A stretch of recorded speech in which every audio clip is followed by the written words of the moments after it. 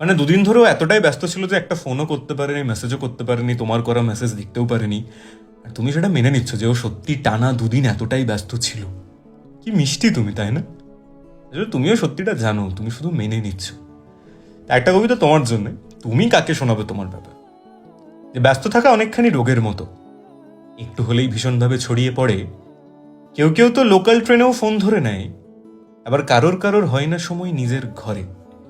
ব্যস্ত থাকা অনেকখানি ছলচাতুরি, শুধু তোমায় জানতে হবে ইউজ করা। যদি তুমি ভালোভাবে রপ্ত করো, এই অজুহাত ইজিলি কিন্তু যায় না ধরা। ও দুদিন ধরে ভীষণ নাকি ব্যস্ত ছিল, কাজের বেজায় প্রেশার ছিল মাথার মাঝে। সত্যি তুমি ভাবছো বুঝি সত্যি এটাই, যে ও টানা দুদিন ব্যস্ত ছিল নিজের কাজে। ব্যস্ত হলেও মাঝে মধ্যে অন্ত আসে, স্টোরি স্ট্যাটাস লাগিয়ে দিয়েই আবার পালায়। কিন্তু দুদিন ধরে ব্যস্ত থাকার নিয়মটা বেশ অ্যাপ্লিকেবল হচ্ছে শুধু তোমার বেলায়। বাকি সবাই চায় না নাকি বুঝতে ওকে, তাই বাধ্য হয়েই অন্যদেরকে সময়টা দেয়। তুমি তো ওর প্রথম থেকেই সবটা বোঝো, তাই তোমার থেকে এড়িয়ে যাওয়ার সুযোগটা নেয়।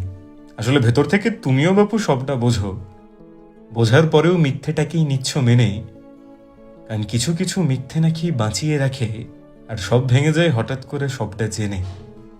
তাহলে কিছু কিছু সত্যি না আমরা জানতে চাই না, বুঝতে চাই না।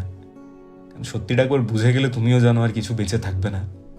তাই তুমি মিথ্যেটা নিয়ে সুখে থাকতে চাও, যে একদিন ঠিক ব্যস্তও থাকবে না আর আমার সময় দেবে। সত্যি কি সেটা হয়?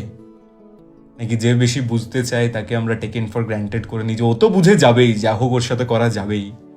তোমার সাথে সেটা হচ্ছে না তো, দেখো গিয়ে।